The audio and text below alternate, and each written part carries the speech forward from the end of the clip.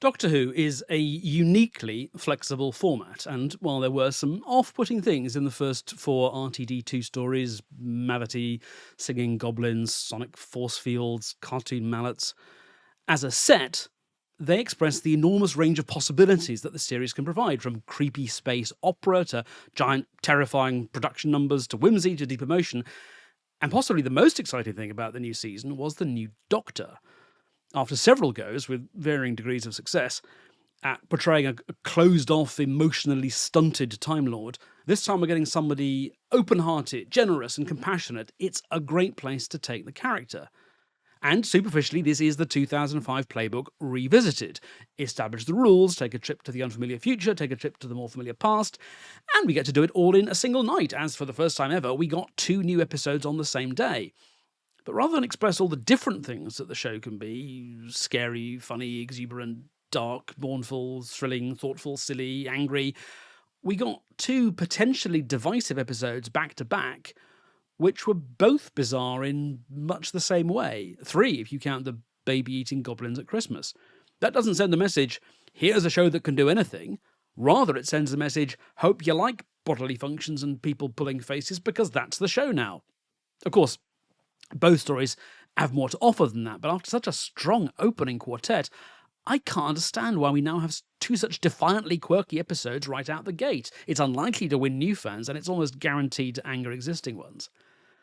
Taking Space Babies first, I have no problem with the so-called exposition dump as Ruby peppers the Doctor with questions. I wish that the butterfly moment hadn't been in the trailer, as I thought that was the setup for a whole story and not a single throwaway gag. Exploring the space station is suitably suspenseful, the babies are eerily convincing, and Golda Rushoval's nanny was a nice blend of warmth and tension. Only Shooty's repeated tick of babies, space babies, grated just a bit, and the political point seemed grafted on rather than emerging naturally from the underlying story logic. But my taste in humour doesn't include snot and nappies, and I'm rather dismayed that the definition of the problem, and a major part of its solution, has to put those elements front and centre. Still, it should prove that Disney's funding isn't Americanising the scripts, as the bogeyman pun only works in British English. The heart and soul of the episode is the Doctor risking his own life to save the slavering beast which, for all its scary and slobbery appearance, is simply playing its own innocent part of the narrative. The effects work is top-notch here, but compared to the wallop of the Doctor's conversation with suddenly childless Carla Sunday, it doesn't have much in the way of depth or drama. It's kinetic rather than truly moving, if you see what I mean.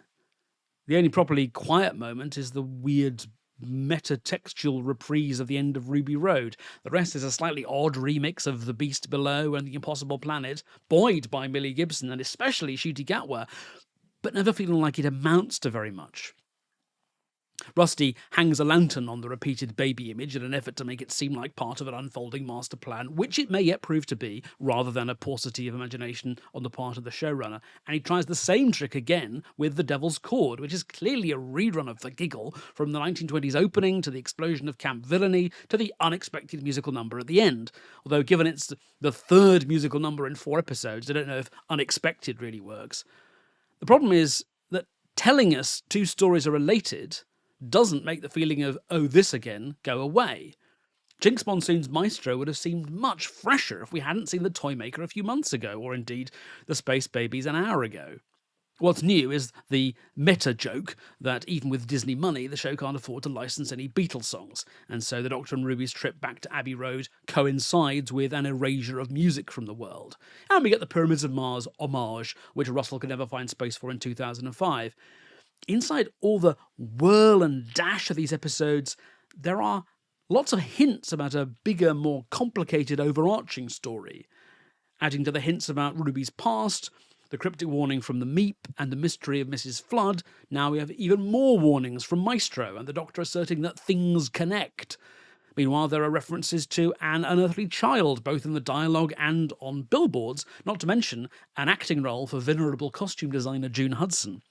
There's also the repeated appearance of Coronation Street's Susan Twist in multiple roles across various episodes, but a complicated series of connections won't make a bad episode into a good one, and this isn't bad exactly, but again, what's it about? What does it mean? It doesn't have Chris Chibnall's inability to realise the dramatic potential of even the most extraordinary situations, thank goodness, nor his refusal to ever attempt both plot and character within the same scene. But it operates more on a sitcom level than anything we've had for ages, which is rather a waste of this incarnation defined as he is by his previously mentioned emotional intelligence. For all that the interesting story seems to be at the fringes of the narrative and not at the centre, the second episode, which is 10 minutes longer, feels better paced, even if the middle 30 minutes is basically one long extended confrontation scene. There are some deliciously weird and suspenseful moments here, and the notion that the beauty of music is what stops us from killing each other is both bleak and optimistic in rather a beguiling way. And yet there are some significant missed beats as the Doctor hops from his panicky admission, "I can't fight this thing," to the ironclad confidence of "I can find the chord to banish you" in the space of 20 minutes without apparently having found anything new out or weakened Maestro or the situation having altered in any way at all. Then there's the issue that we have plenty of time for a song and dance routine at the end, which I'm fine with. Of course, a story which takes music away from humanity and then gives it back should celebrate its return. But we've no time at all to understand what happened between Maestro arriving in 1925 and then being banished in 1963. Even a couple of quick cuts to reassure us that time was reset and that music flourished in the intervening decades would have been helpful. So, I can't give the Space Babies more than 3 out of 5 stars. It's so flimsy, so silly, and so scatological. The Devil's Chord had some stronger moments and nearly reached 4 stars, but in the spirit of keeping my powder dry, I'll award it 3.5.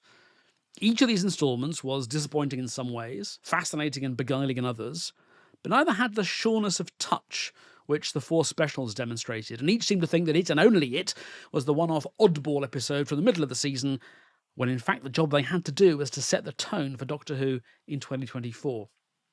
Still, Moffat's back next week, and everyone likes Moffat, right?